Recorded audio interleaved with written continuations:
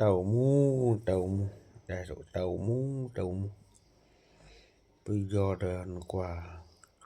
lỡ có là số quả chơi thì được phải ở được khởi lùa được bà cháy cái gì đó và một đồ bà đồ chí con qua hú ra thơm một chí về để xí được bà nó chuột luôn mà thật sự bà nó chuột luôn nó vui bà thơm mũ mà thật sự là chuột đạt luôn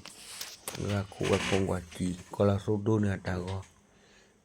thì được phải là đại gia đàn ná rồi mà lúc khi bà là lấy lọt khi được khỏi là bà lùa đã lưu ta chua đã chơi này vẫn đa cái gì mà và có bài lương hoa vậy ở rồi khởi cỏ để chia cỏ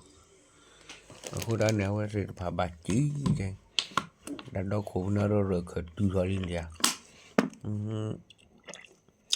rồi khởi tùy vào liên khu đó với bà chỉ nó bà khủy lúc bà luôn khu đó này nè mình cái khỉ chơi đó phải lên để block cái này luôn bao nhiêu đi cái làm này cái mê này cũng bị đặc biệt khu đó này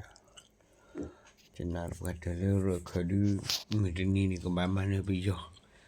đi bắt sao bắt chơi khởi số đi cũng lưu thọ về thọ nó khúc qua là tôi có số mình nhận cái